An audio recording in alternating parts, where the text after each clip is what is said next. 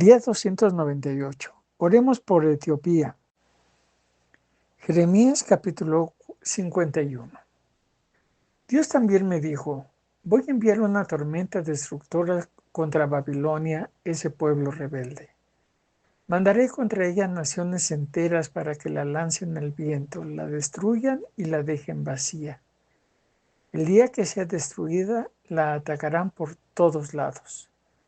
Los soldados babilonios ya están preparando sus armas. Pero ustedes ni siquiera deben dejar que se pongan la armadura.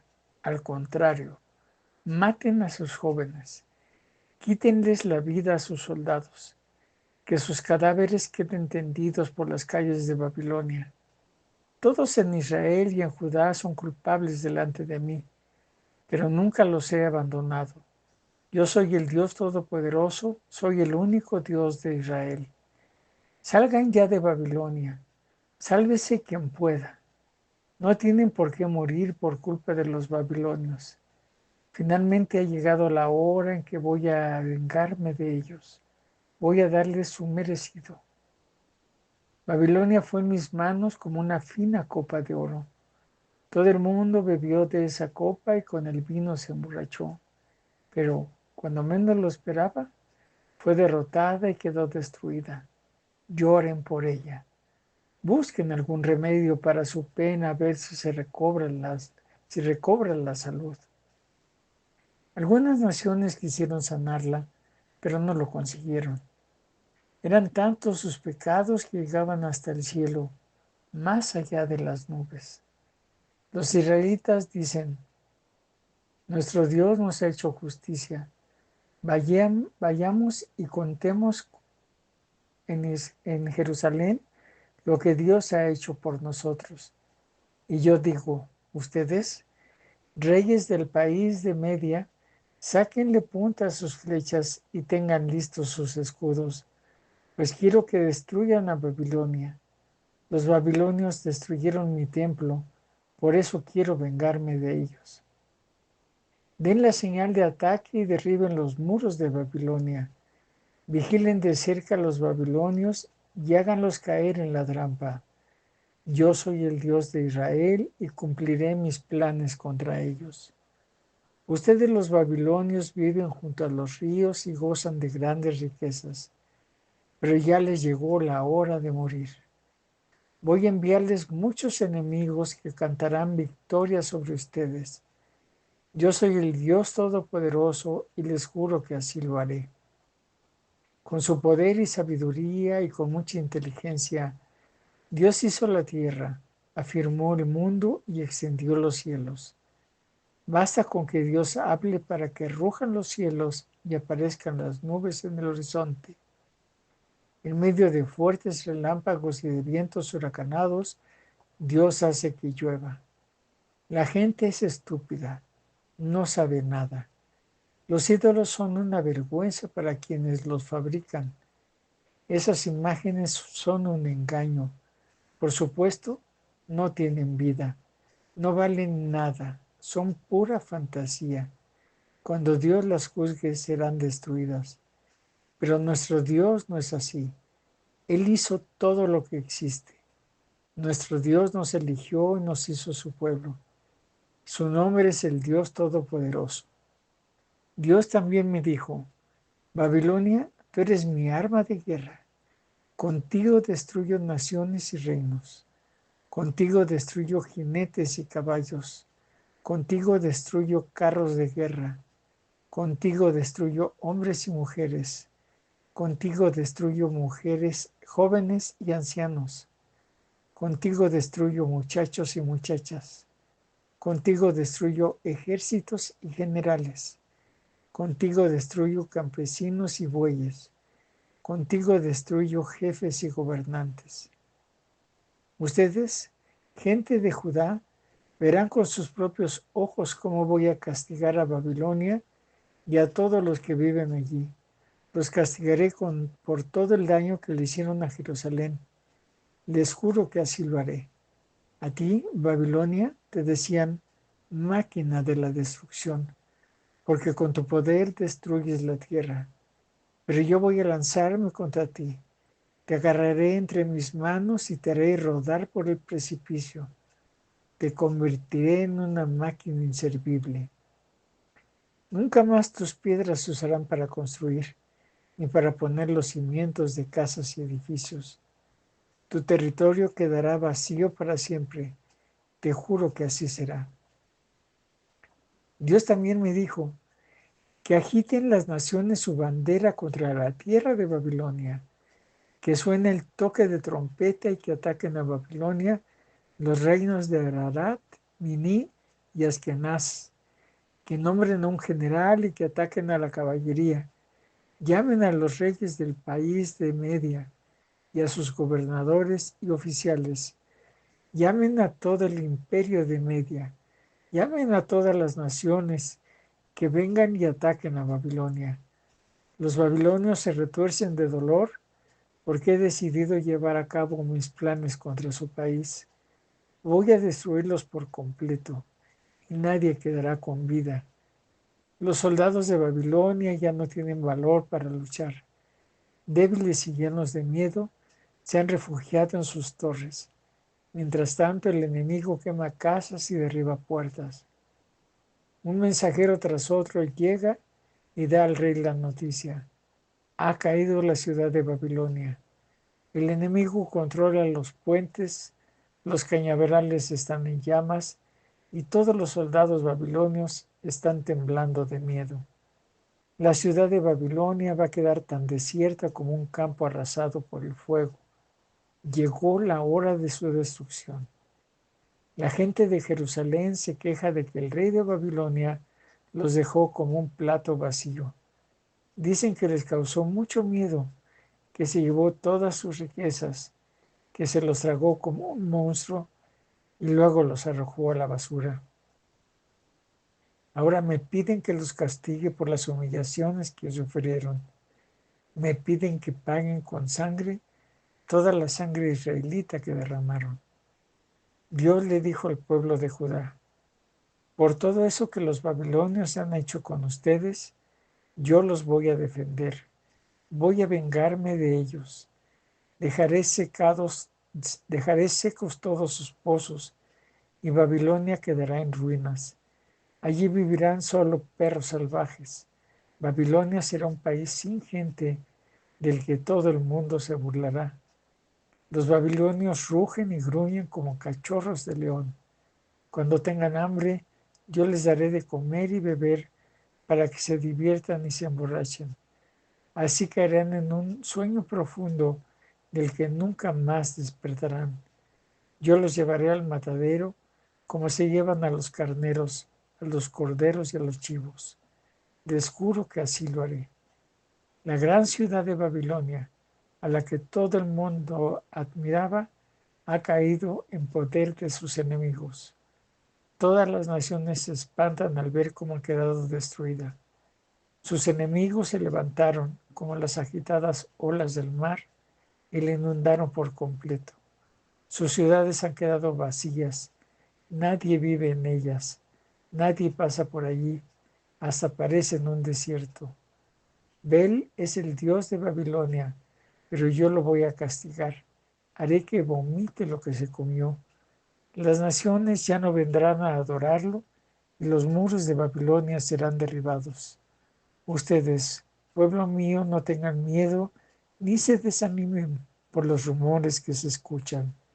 Todos los años hay nuevos rumores. Abunda la violencia en el país y todos los gobernantes se pelean. Salgan ya de Babilonia y pónganse a salvo de mi enojo. Viene el día en que castigaré a los dioses de Babilonia. Todo el país quedará humillado y por todas partes habrá cadáveres. Del norte llegarán los ejércitos que destruirán a Babilonia. El cielo y la tierra y todo lo que existe entonarán cantos de alegría. Babilonia merece la muerte por haber matado a tantos israelitas y a tanta gente de otras naciones. Ustedes, los de Judá, que escaparon con vida cuando Jerusalén fue conquistada y ahora viven en lejanas tierras, salgan ya de Babilonia. Aunque vivan lejos, recuérdenme y no se olviden nunca de Jerusalén. Los extranjeros no respetaron mi santuario. Por eso ustedes sienten vergüenza, pues oyen que la gente los insulte y se burla de ustedes. Pero en un día ya muy cercano castigaré a los dioses de Babilonia. Por todo ese país habrá gritos de dolor. Aunque Babilonia tenga murallas tan altas como los cielos, yo voy a enviar un ejército que derribará esas altas murallas. Les juro que así lo haré. Dios continuó diciendo, escuchen los gritos de terror que nos llegan desde Babilonia. Babilonia será destruida. Se acerca ya un ejército dispuesto a destruirla. Sus enemigos rugen como las olas. Por todas partes se escuchan sus gritos. Y los soldados babilonios serán capturados y sus armas serán despedazadas. Haré que se emborrachen sus jefes y sus sabios, sus gobernadores y sus oficiales y todos sus soldados. Se dormirán y nunca más despertarán. Yo dejaré a Babilonia en ruinas y pondré fin a sus fiestas. Yo soy rey de Israel, soy el Dios Todopoderoso, y a cada quien le doy su merecido. Les juro que así lo haré. El Dios de Israel también me dijo, los anchos muros de Babilonia serán derribados por completo, y sus majestuosos portones serán quemados. De nada habrán servido tanto esfuerzo de las naciones y de los pueblos, pues todo esto acabará en el fuego. Cuando Sedequías tenía 4 años de reinar en Judá, fue a Babilonia. Con él fue también Seraías, que estaba a cargo de ese viaje. Antes del viaje, yo, Jeremías, le di a Seraías un mensaje. Escribí en un rollo de cuero todas las desgracias que iban a venir sobre Babilonia. Luego se lo entregué a Seraías y le dije, en cuanto llegues a Babilonia, deberás leer en voz alta todo lo que aquí dice. Cuando hayas terminado, orarás así a nuestro Dios. Tú has prometido que vas a destruir este lugar.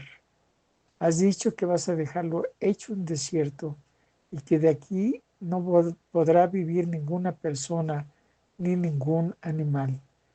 Entonces atarás una piedra al rollo y lo arrojarás al río Éufrates. Luego dirás, así como este rollo de cuero se hundió en el río, también Babilonia se hundirá y nunca más volverá a levantarse. Todos los que viven en Babilonia morirán. Esta ciudad nunca podrá recuperarse del castigo que Dios le va a mandar. Aquí termina todo lo que yo, Jeremías, dije y escribí. Jeremías capítulo 52. Sedequías comenzó a reinar a los 21 años. La capital de su reino fue Jerusalén y su reinado duró 11 años. Su madre era de Liuná y se llamaba Hamutal, hija de Jeremías. Sedequías desobedeció a Dios al igual que Joacim. Por eso Dios se enojó muchísimo con Jerusalén y Judá y las rechazó. Después de un tiempo, Sedequías también se puso en contra del rey de Babilonia. El día 10 del mes de Tebet, durante el 9º año del reinado de Sedequías, el rey Nabucodonosor fue con todo su ejército para atacar a Jerusalén. Rodeó la ciudad y construyó rampas para atacarla mejor, y se quedó alrededor de la ciudad hasta el año 11 del reinado de Sedequías. Para el día 9 del mes de Tamuz de ese año, ya no había en Jerusalén nada que comer. Por eso el rey Sedequías y sus soldados hicieron una abertura en la muralla que rodeaba la ciudad. Pasaron por la entrada que estaba entre las dos murallas, junto a los jardines del rey, y esa noche se escaparon. Salieron corriendo por el camino del valle del Jordán. Mientras tanto, los soldados de Babilonia seguían rodeando la ciudad. Pero luego los soldados de Babilonia persiguieron al rey Sedequías y lo alcanzaron en la llanura de Jericó. Todo su ejército huyó y lo abandonó. Los babilonios atraparon a Sedequías y lo llevaron ante el rey de Babilonia, que estaba en Riblá, en el territorio de Hamad. Allí Nabucodonosor decidió cómo castigar a Sedequías. En primer lugar, mandó que mataran en su presencia a los hijos de Sedequías y a todos los hombres importantes de Judá. Y luego mandó que a Sedequías le sacaran los ojos y lo sujetaran con cadenas de bronce. Así fue como se lo llevaron a Babilonia, donde estuvo preso hasta el día en que murió. Nebuzaradán, comandante de la guardia personal del rey y general del ejército de Babilonia, llegó a Jerusalén el día 10 del mes de Ab, del año 19 del reinado de Nabucodonosor. Nebuzaradán incendió el templo de Dios, el palacio del rey y todas las casas de Jerusalén, en especial las de los líderes más importantes. Luego, los soldados babilonios derribaron todas las murallas que rodeaban a la ciudad de Jerusalén. Finalmente, Nebuzaradán se llevó prisioneros a Babilonia a todos los que habían quedado en la ciudad, incluyendo los que se habían unido al rey de Babilonia. Sin embargo, dejó a los judíos más pobres para que cultivaran los viñedos y los campos. Los babilonios se llevaron todo el bronce que encontraron, el de las columnas del frente del templo, las bases de los recipientes, el gran tanque de agua, las vasijas, las palas, las tijeras, los cucharones y demás utensilios que se usaban en el templo. Nebuzaradán se llevó también, además, objetos de oro y plata, como hornillos y tazones. Como no fue posible calcular el peso del bronce de las dos columnas, ni el del enorme tanque para el agua, ni el de los 12 toros que estaban del tanque, ni el de las bases que el rey Salomón había mandado hacer para el templo. Las dos columnas eran iguales y cada una medía más de 8 metros de altura y tenía una circunferencia de 5,5 metros. Las columnas eran huecas por dentro y en la parte superior tenían una cobertura de bronce de 7 centímetros de grueso. La parte superior de cada columna tenía un adorno de bronce que medía más de 2 metros con una hilera de figuras de bronce, una en forma de manzana y otras en forma de cadena. Alrededor de cada columna había labradas unas 96 manzanas, pero por encima de las cadenas había más de 100. Además, Nebuzaradán apresó a Seraías, jefe de los sacerdotes, a Sofonías, sacerdote que le seguía en importancia, y a 3 encargados de la vigilancia del templo. En la ciudad apresó también a uno de los capitanes del ejército, a 7 consejeros del rey, al oficial encargado de reunir a los soldados y a otros 60 hombres. Todos ellos estaban en Jerusalén, pero Nebuzaradán se los llevó a Riblá, en el territorio de Hamat, donde Nabucodonosor, rey de Babilonia, ordenó que los mataran. De esta manera, casi todo el pueblo de Judá fue sacado de su país. Los prisioneros que Nabucodonosor se llevó a Babilonia fueron un total de 4,600 de la siguiente manera. A los 7 años de su reinado, 3,023 judíos. A los 18 años de su reinado, 832 habitantes de Jerusalén.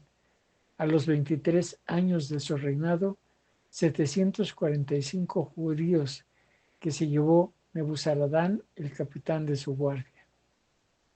Joaquín tenía ya 37 años viviendo en Babilonia cuando Evil-Merodach empezó a reinar sobre ese país. El día 25 del mes de Adar de ese año, Evil-Merodach sacó de la cárcel a Joaquín, lo trató bien y le dio un lugar de importancia entre los otros reyes que estaban con él en Babilonia. Así que Joaquín dejó de usar su ropa de prisionero y el resto de su vida comió con el rey. Además, todos los días recibía dinero para sus gastos personales. Joaquín disfrutó de este privilegio hasta el día de su muerte. Marcos capítulo 10. Jesús salió del pueblo de Cafarnaúm y se fue a la región de Judea y a los lugares que están al este del río Jordán. Una vez más, mucha gente se reunió a su alrededor y, como siempre, Jesús empezó a enseñar. Unos fariseos se acercaron a él para ponerle una trampa y le preguntaron, ¿puede un hombre divorciarse de su esposa? Jesús le respondió, ¿qué les mandó hacer Moisés? Ellos dijeron, Moisés permitió al esposo escribir un certificado de divorcio y echar de la casa a su esposa. Entonces Jesús dijo, si Moisés les dejó escrito ese mandamiento, es porque ustedes son muy tercos. Pero desde el principio Dios hizo al hombre y a la mujer para que vivieran juntos. Por eso el hombre tiene que dejar a su padre y a su madre para casarse y vivir con su mujer.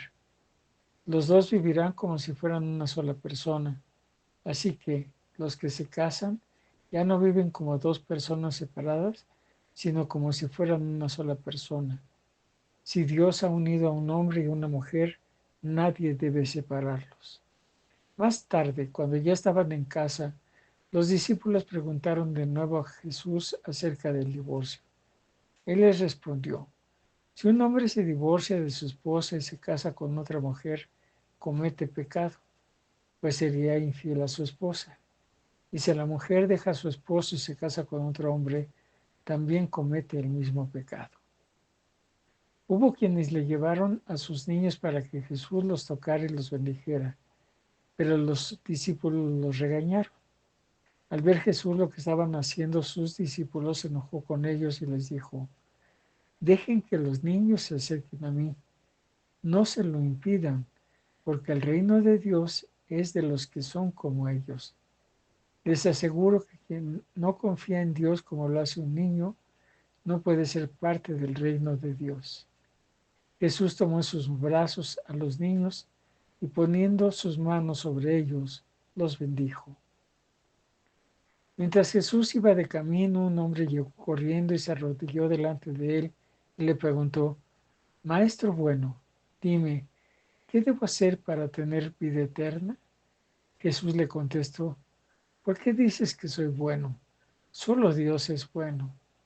Tú conoces bien los mandamientos, no mates, no seas infiel en tu matrimonio, no robes, no mientas para hacerle daño a otra persona, no hagas trampas, obedece y cuida a tu padre y a tu madre. El hombre le dijo, Maestro, todos esos mandamientos los he obedecido desde que era niño. Jesús lo miró con amor y le dijo, solo te falta hacer una cosa. Ve y vende todo lo que tienes y reparte ese dinero entre los pobres. Así, Dios te dará un gran premio en el cielo. Después de eso, ven y conviértete en uno de mis seguidores. Al oír esto, el hombre se puso muy triste y se fue desanimado porque era muy rico. Jesús miró a su alrededor y dijo a sus discípulos, es muy difícil para una persona que una persona rica acepte a Dios como su rey. Los discípulos se sorprendieron al oír eso, pero Jesús volvió a decirles, amigos, es muy difícil entrar en el reino de Dios. Es más fácil que un camello pase por el ojo de una aguja que una persona rica entre en el reino de Dios. Los discípulos se sorprendieron mucho al oír lo que Jesús dijo y comentaban entre ellos. Entonces, ¿quién podrá salvarse? Jesús los miró y les dijo, para los seres humanos eso es imposible, pero todo es posible para Dios. Pedro le dijo, recuerda que nosotros hemos dejado todo lo que teníamos y te hemos seguido. Jesús le respondió, les aseguro que quien haya dejado algo por seguirme y por anunciar las buenas noticias, recibirá su premio. Si dejó a sus hermanos o hermanas, a su padre o a su madre, a sus hijos, su casa o algún terreno, recibirá en esta vida 100 veces más casas, terrenos y familiares, aunque también será maltratado por sus enemigos. Y cuando muera, vivirá con Dios para siempre. Pero muchos que ahora son importantes serán los menos importantes, y muchos que ahora no son importantes serán los más importantes. Los discípulos iban confundidos mientras Jesús caminaba delante de ellos hacia Jerusalén. Por su parte, los otros seguidores estaban llenos de miedo. Jesús volvió a reunirse solas con los 12 discípulos y les contó lo que iba a pasar. Como pueden ver, ahora vamos a Jerusalén y a mí, el Hijo del Hombre, me entregarán a los sacerdotes principales y a los maestros de la ley.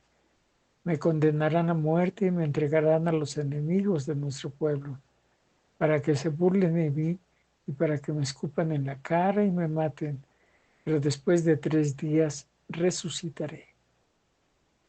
Sus discípulos Santiago y Juan, que eran hijos de Zebedeo, se acercaron a Jesús y le dijeron: Maestro, queremos que nos hagas un favor. Jesús les preguntó: ¿qué es lo que quieren? Ellos le contestaron: por favor, cuando estés en tu reino poderoso, déjanos sentarnos a tu lado, uno a tu derecha y el otro a tu izquierda.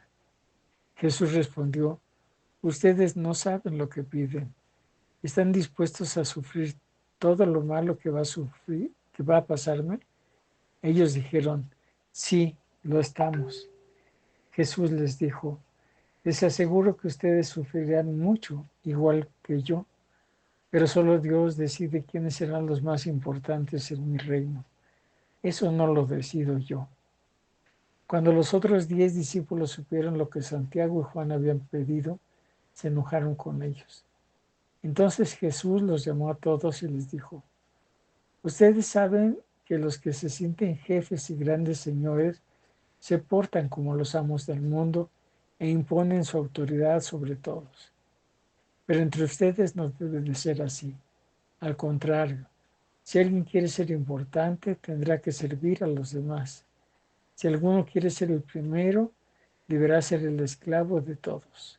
Yo, el Hijo del Hombre, soy así.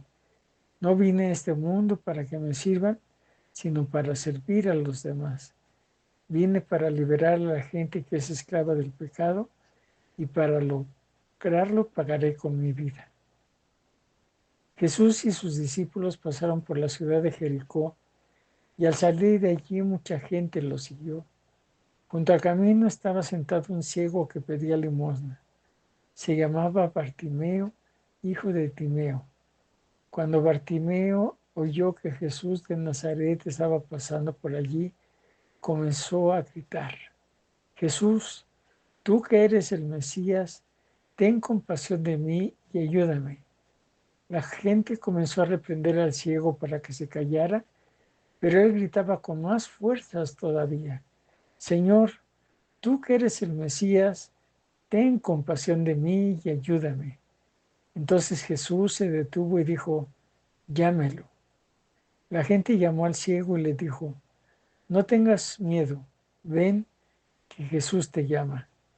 El ciego tiró su manto y de un salto se puso de pie y se acercó a Jesús. Jesús le dijo: ¿qué quieres que haga por ti? El ciego respondió: Maestro, haz que pueda yo ver de nuevo.